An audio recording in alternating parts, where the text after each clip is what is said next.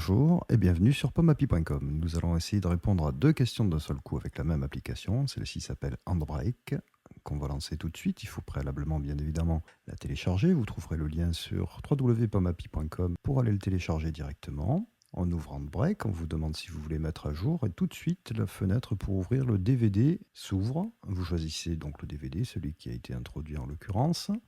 Les deux questions auxquelles on va essayer de répondre, c'est comment transcrire un DVD directement pour un iPod Touch ou un iPhone.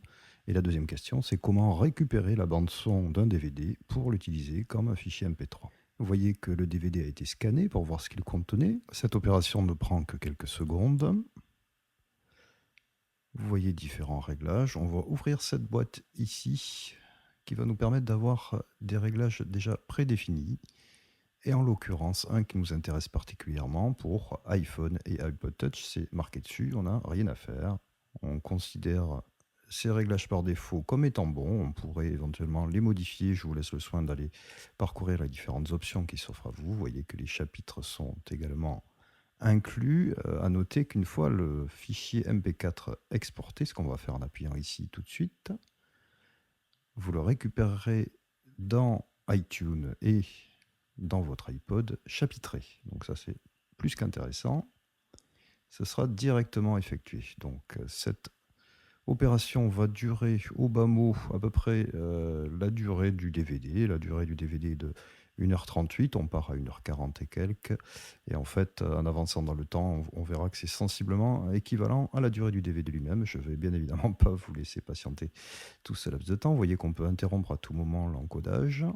Ça ne pose aucun problème et on pourrait le reprendre, mais en l'occurrence là je vais l'annuler et on va se retrouver 1h30 plus tard.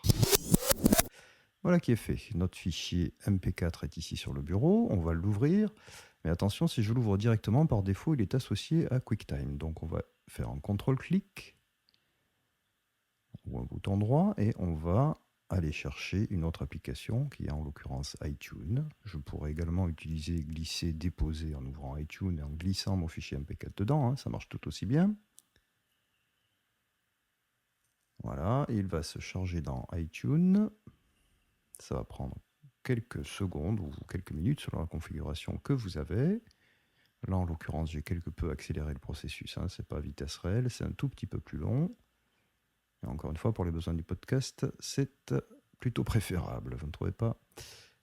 Alors, le voici, le voilà dans mes vidéos. Il me suffira de le prendre et de le faire glisser dans mon iPhone. En l'occurrence, là, c'est rouge parce que ce n'est pas mon compte. Évidemment, il n'est pas configuré pour être synchronisé avec celui-ci. Mais ça marche fort bien, vous pouvez me faire confiance. Je l'ai testé sur mon compte pas plus tard qu'il y a pas longtemps. On va ouvrir cette fois-ci notre fichier MP4, vous voyez qu'il s'ouvre directement dans QuickTime, et à condition d'avoir QuickTime Pro, donc il faut payer, mais toutes les autres solutions que je connais sont également payantes, vous pouvez exporter ce fichier MP4 au format AIF par exemple. Voilà, vous voyez qu'il y a différents formats. Donc il existe d'autres softs qui permettent d'exporter ou d'extraire le son d'un DVD comme MPEG Encoder par exemple, mais ils sont également payants, ou en tout cas il faut acheter de toute façon le plugin qui permet d'exporter depuis QuickTime, ce qui revient au même finalement. Donc pourquoi multiplier les logiciels, sachant qu'on peut passer directement par QuickTime et que ça marche très bien. Toujours pareil, pour les besoins de la cause, ça prend quelques minutes à peine, j'ai accéléré un petit peu le processus. Donc vous allez voir ici, ça apparaît relativement vite. Pour un film d'1h38, je crois que j'ai mis 3 ou 4 minutes. Hein. C'est vraiment très très rapide. Il va nous rester, une fois ce fichier converti en AIF, à l'importer dans iTunes. Et depuis iTunes, on aura une possibilité. Donc je le lance dans iTunes. Vous voyez qu'il est importé également, toujours à vitesse accélérée. Hop, hop, hop. Et pendant ce temps-là, je vais dans le menu avancé et je mets convertir au format MP3, ce qui va se lancer en tâche de fond ici, gentiment. Ça va également prendre quelques minutes, pas beaucoup plus. Et je vais ainsi, vous voyez que j'ai un fichier AIF, c'est celui que j'avais converti depuis QuickTime Pro. Si je fais les propriétés de celui-ci maintenant, j'ai la même chose au format MP3, un peu plus de 100 mégas pour 1h38, très honorable.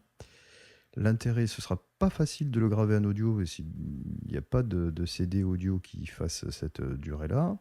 On pourra le récupérer donc dans son iPod Touch par exemple. Un petit truc maintenant, si vous voulez gagner du temps et que ce qui vous intéresse, c'est pas de convertir le film en vidéo, mais simplement de récupérer l'audio, vous pouvez agir sur ces paramètres, le nombre d'images par seconde par exemple, le réduire au minimum, et vous pouvez également retailler ces images pour les réduire au minimum. Alors, ne les mettez pas au minimum parce que je me suis rendu compte que ça plantait, donc je les mets à 80, faut pas descendre jusqu'à, je crois que le minimum c'est 60, et je sais pas pourquoi, le logiciel plante systématiquement quand on est trop bas. Vous pouvez également cocher la case d'encoder en niveau de gris, et ça vous permet comme ceci de gagner infiniment de temps. On est à peu près dans un rapport d'un demi pour 1h38, j'ai mis 42 ou 43 minutes je crois, hein. Donc infiniment plus rapide que si vous encodiez le film à pleine avec les réglages optimaux au niveau de la vidéo, ce qui, dans le cas présent, puisqu'il ne s'agit que de récupérer le son, n'est pas très opportun. J'espère que ces deux applications de Handbrake vous seront utiles. Je vous salue, à très bientôt sur pomapi.com.